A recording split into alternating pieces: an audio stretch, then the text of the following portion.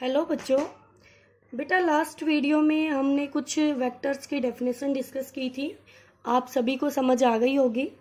Okay, आज हम बात करने वाले हैं पोजीशन वेक्टर, डिस्प्लेसमेंट वेक्टर की, और ये आपके इम्पोर्टेंट है तो आपको ध्यान से देखना है। पोजीशन वेक्टर और डिस्प्लेसमेंट वेक्टर क्या होते हैं, ठीक है बेटा। आप 3 कोऑर्डिनेट एक्सिस यूज करते हो, फ्रेम ऑफ रेफरेंस आपने डिस्कस किया था पहले। तो फ्रेम ऑफ रेफरेंस हमने क्या बताया था कि कोई भी पर्सन, जब आप किसी बॉडी का मोशन देखते हो तो एक ऑब्जर्वर होना चाहिए, उसके पास वॉच होनी चाहिए ताकि वो टाइम को रीड कर सके, और वो 3 कोऑर्डिनेट एक्सिस की हेल्प लेता है। उस 3 कोऑर्डिनेट एक्सिस में एक ओरिजिन होता है और 3 डायरेक्शंस आपके पास है, x y z, mutually perpendicular है बेटा तीनों एक्सिस एक्स वाई जेड। तो ये तीनों कोऑर्डिनेट एक्सिस उस बॉडी के मोशन को समझने में हेल्प करती है, ठीक है। तो अब यहाँ पर इसी तरह से हम लेंगे एक कोऑर्डिनेट एक्सिस लेके चलेंगे, एक सेट। तो ये हमारे पास है, मान लीजिए हमारा coordinate axis x y and z, ठीक है बच्चों। अब देखो बेटा, मान लीजिए कोई पार्टिकल आपका स्टार्टिंग में यहाँ पर है, ये P पॉइंट है उसका, और उसके कोऑर्डिनेट्स हैं x1 y1 z1। वो ये पोजीशन आपने डिफाइन किया है। तो बच्चों ये पोजीशन आप इस P पॉइंट की बता रहे हैं, तो किसके रिस्पेक्ट में बता रहे हैं? इस ओरिजिन के रिस्पेक्ट में ही तो बता रहे हैं कि इस ओरिजिन से x एक्सिस के अलोंग वो कितनी दूरी पर है, वाई एक्सिस के अलोंग वो कितनी दूरी पर है, जेड एक्सिस के अलोंग वो कितनी दूरी पर है। तो बेटा यही आपका फ्रेम ऑफ रेफरेंस होता है एक तरह से, ठीक है, जो रेफरेंस आप लेके चलते हैं। तो यहां से ये आपका फर्स्ट पोजीशन वेक्टर डिफाइन हो गया। अब एक्चुअल में पोजीशन वेक्टर हुआ क्या? पोजीशन वेक्टर हमें 2 बातें बताता है पार्टिकल के बारे में, कि वो कितनी दूर है। 2 बातें बताएगा, दूरी, पार्टिकल की दूरी, and its direction with respect to origin. Origin के रिस्पेक्ट में बेटा आपका पार्टिकल कितनी दूरी पर है और क्या उसकी डायरेक्शन है, ये पोजीशन वेक्टर बताता है। तो मैं यहां से कह सकती हूं, अगर मैं इसको R1 वेक्टर से रिप्रेजेंट कर रही हूं, तो आपका OP वेक्टर जो है वो R1 वेक्टर है, और ये हमारा एक पोजीशन वेक्टर हुआ। क्या हुआ बच्चों? पोजीशन वेक्टर हुआ, ठीक है बेटा, कोई डाउट नहीं होगा किसी को। इसके बाद आपने कहा पार्टिकल P पॉइंट से क्या ऊपर चला गया, तो क्यू पॉइंट के कोऑर्डिनेट हो गए x2 y2 z2, और ये उसका ओरिजिन के रिस्पेक्ट में वेक्टर ले लिया R2। तो यहां से जो आपका OQ वेक्टर है वो नया पोजीशन वेक्टर आ गया बेटा। देखो ओरिजिन के रिस्पेक्ट में दूरी भी बदल गई और डायरेक्शन भी बदल गई। तो पोजीशन वेक्टर क्या बताता है? दूरी और डायरेक्शन ओरिजिन के रिस्पेक्ट में। तो ये भी क्या हमारा पोजीशन वेक्टर। तो बच्चों पोजीशन वेक्टर क्लियर होगा आपको? Yes ma'am. अब बात करते हैं डिस्प्लेसमेंट वेक्टर की। डिस्प्लेसमेंट वेक्टर क्या होता है बेटा?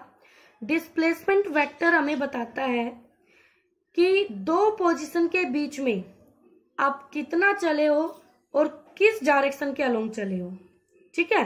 तो जो डिस्प्लेसमेंट वेक्टर होता है, यहां से अगर मैं कहूं तो मेरी P पोजीशन थी इनिशियल, ये इनिशियल पोजीशन थी बेटा, और Q पोजीशन थी मेरी फाइनल, ये फाइनल पोजीशन थी। तो डिस्प्लेसमेंट वेक्टर जो होता है वो इनिशियल टू फाइनल होता है, इनिशियल टू फाइनल। तो ये हो गया आपका R वेक्टर। तो जो PQ क्या होगा बेटा? PQ वेक्टर जो होगा हमारा वो होगा आर वेक्टर के बराबर, और ये होगा हमारा डिस्प्लेसमेंट वेक्टर।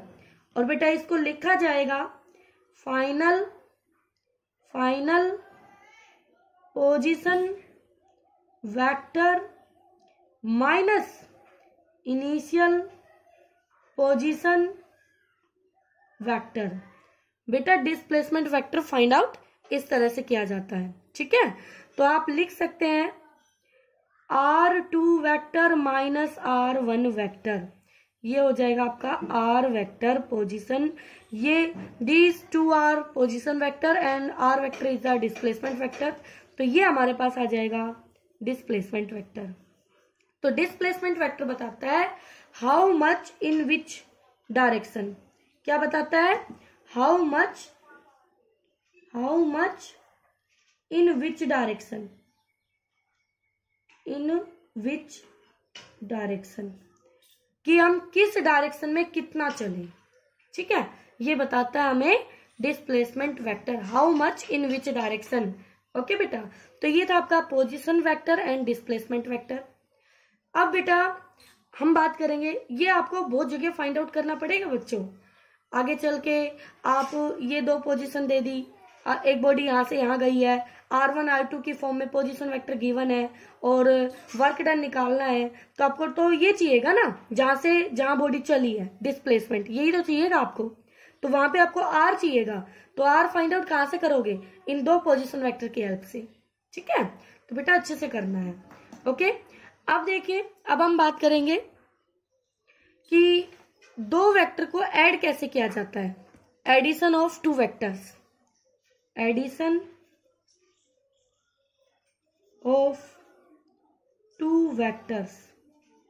बहुत इजी है बेटा वेक्टर को ऐड करना, अभी सीख जाएंगे आप। मान लीजिए एक वेक्टर आपका ये है ए वेक्टर और दूसरा वेक्टर आपका ये है बी वेक्टर। तो बेटा आपको एक काम करना है कि जब भी आप एडिशन करते हैं, एडिशन का रूल क्या है कि आपको दूसरे वेक्टर यानी सेकंड वेक्टर को या नेक्स्ट वेक्टर को प्रीवियस वेक्टर, नेक्स्ट वेक्टर की टेल, ये इसकी टेल है बेटा, और प्रीवियस वेक्टर का हेड जॉइंट करना है बस। वेक्टर को डिस्प्लेस कर सकते हो लेकिन वेक्टर को चेंज नहीं कर सकते, डायरेक्शन नहीं बदल सकते, मैग्नीट्यूड चेंज नहीं कर सकते, ठीक है। तो इस तरह से ये आपका एक वेक्टर है और इसकी ये हेड है, तो इसकी टेल, ये इसकी टेल है। तो नया वेक्टर पहले वाले की टेल से लेके दूसरे वाले की हेड तक ड्रॉ करना है आपको। तो ये आएगा आर इफेक्टिव, क्या आएगा बेटा, आर इफेक्टिव। ये तो रूल है आपका बेटा वेक्टर को ऐड करने का। मान लीजिए ऐसे होता, ये एक वेक्टर है और ये दूसरा वेक्टर है, ठीक है। तो यहां पर इसकी टेल पहले की और दूसरे की हेड तक मिला दो, ये आपका रिजल्टेंट आएगा। तो ये आपका ए वेक्टर, ये आपका बी वेक्टर, तो आर वेक्टर हो गया बेटा ए वेक्टर प्लस बी वेक्टर। इस तरह से हम एडिशन करेंगे। तो देखिए बेटा, पहले हम लेते हैं when two vectors are parallel, जब आपके दो वेक्टर कैसे हो, number 1, when two vectors are parallel, ठीक है बेटा। तो पैरेलल का मतलब होगा दो वेक्टर के बीच थीटा 0 डिग्री बनेगा। अब एंगल कैसे पहचानोगे दो वेक्टर के बीच, एक वेक्टर आपका ये है बेटा और मान लीजिए दूसरा वेक्टर आपका ये है, तो ये होगा ए वेक्टर और ये हो गया बी वेक्टर। तो बेटा एंगल पहचानने का बहुत अच्छा तरीका ये है कि आप दोनों वेक्टर की टेल मिला के देख लीजिए, ठीक है, दोनों वेक्टर की टेल मिला के देख लीजिए। तो अगर ये मेरा पहला वेक्टर है, ये ए वेक्टर है मेरा, और इसकी टेल पर इसकी टेल ले जाऊंगी तो ये भी ऐसे ही आएगा बी वेक्टर। तो दोनों के बीच थीटा कैसे दिख रहा है आपको, 0 डिग्री।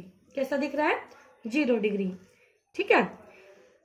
अब एक वेक्टर ये है बेटा और दूसरा वेक्टर ये है, ये ए वेक्टर, ये बी वेक्टर। तो अब ए वेक्टर, ये एक वेक्टर है बेटा आपका, और अब इसकी टेल से दूसरे की टेल मिलाओगे तो क्या इस तरह से आपका बी वेक्टर आएगा। बिल्कुल। अब देखो बेटा, दोनों की टेल मिला दी हमने, तो हमें एंगल कैसा दिख रहा है, 180 डिग्री। तो थीटा यहाँ पर कितना हो गया, 180 डिग्री। अब मान लीजिए आपके पास एक वेक्टर ये है ए वेक्टर और एक वेक्टर ये है बी वेक्टर। तो बेटा ए वेक्टर ये है आपका और बी वेक्टर को एज इट इज इसकी टेल पे रख दीजिए। ठीक है, तो यहां से ये बी वेक्टर, तो ये एंगल इनके बीच होगा थीटा। तो पहचान लोगे बच्चों। एक और देख लीजिए बच्चों, अगर ये आपका ए वेक्टर है और अभी जो आपने ये बनाया था बी वेक्टर, मान लो ये यहां गिवन है बी वेक्टर, और आप इसको यहां नहीं देखना चाहते, इसी को डिस्प्लेस अगर करें बी वेक्टर को, तो क्या ये बी वेक्टर ऐसे भी दिखेगा आपको, ये भी बी वेक्टर होगा बेटा, बिल्कुल होगा मैम। तो आप ऐसे भी देख सकते हैं कि हम इसको डिस्प्लेस करके जब आगे लेके जाएंगे तो क्या इस डायरेक्शन में ऐसे आगे लेके जाएंगे, ए को डिस्प्लेस करके ले जाएंगे ना बेटा। ठीक है, तो यहां पर ये ए वेक्टर यहां शिफ्ट किया तो बी की टेल और ए की टेल मिल गई, तो ये एंगल भी तो क्या होगा, ये एंगल थीटा था, तो ये भी क्या होगा बेटा, थीटा। तो आप ऐसे भी पहचान सकते हैं। ओके बच्चों, अब आपके पास दो वेक्टर पैरेलल है बेटा, तो कुछ भी नहीं है, आपको दो वेक्टर पैरेलल है। आपका एक वेक्टर ये है ए वेक्टर, एक वेक्टर ये है बी वेक्टर।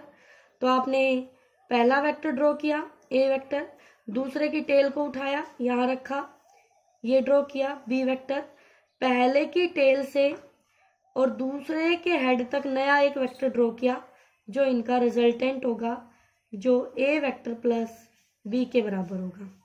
ठीक है, अगर दो वेक्टर आपके बेटा एंटी पैरेलल हो, यानी कि व्हेन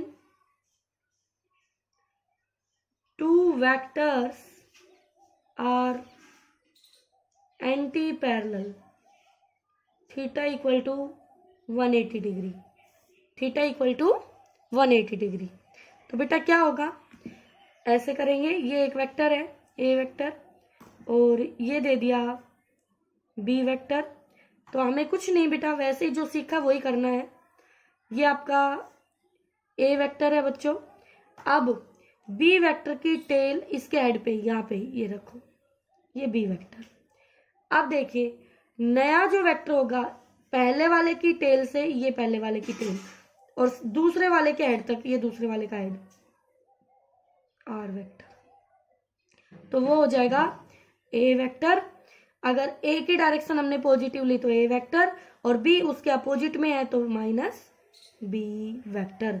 तो एक्चुअल में तो इसको ऐसे लिखा जाएगा, आप बाहर प्लस करेंगे और ब्रैकेट लगा के ऐसे लिखेंगे, फिर आप इसको ऐसे लिख सकते हैं ए माइनस बी वेक्टर। ठीक है बेटा, तो ये था आपके पास दो वेक्टर को कैसे ऐड किया जाता है। इसके बाद हम देखेंगे जब आपके दो वेक्टर, भाई थीटा आपने 0 पे देख लिया, थीटा आपने 180 पे देख लिया, अगर दो वेक्टर आपके किसी भी एंगल थीटा पर एक्ट कर रहे हैं तो फिर उनको कैसे ऐड किया जाएगा। ओके बच्चों।